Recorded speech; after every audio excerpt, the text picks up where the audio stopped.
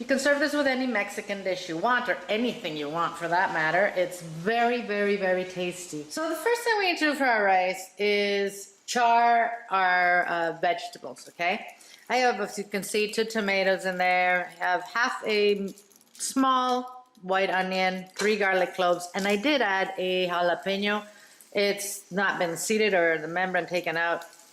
As always, optional. You do not need a chili there. If you can't find jalapenos, you can use, you know, local chili, whatever you can get. Serrano. If you're in South America, you know, use locoto, whatever you can get. That's fine.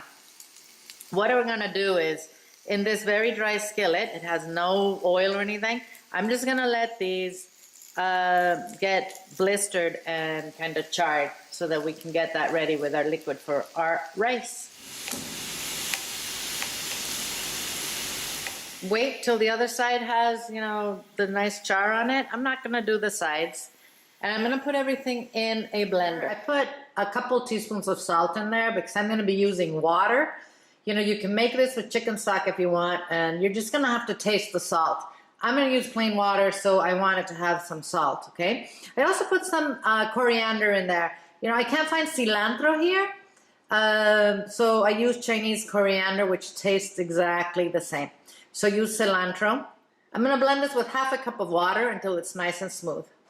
This has rendered us 2 cups of liquid. I'm now going to add 2 cups of boiling water to this so that we have a total of 4 cups of liquid so we can cook 2 cups of rice. I'm going to add a tablespoon of tomato paste to this. This is why you need to have boiling water so it'll dissolve in there.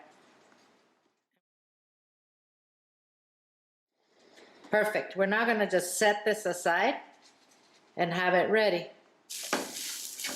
I have 2 cups of rice here, which I've washed very, very well. I added some oil and a teaspoon of cumin, a tablespoon of minced onion, and 2 garlic cloves, which I minced. I am just going to cook this, moving it constantly until it's nice and dry, and perhaps the rice, you know, turns light brown. I'm using medium grain rice. You can use longer if you want. This will be fine, but do not skip this step. All right, you can tell that this rice is dry now. This took about 6 minutes, I'm gonna say. I am now going to add the liquid that we have reserved on the side. Mix it. All right, here's the thing. We're gonna bring this to a boil, we're gonna cover it, and we're gonna let it steam for 20 minutes at very low heat, okay? So once it boils, you reduce the heat, you cover it. I don't want you to uncover it, to touch it, to peek, to look, nothing.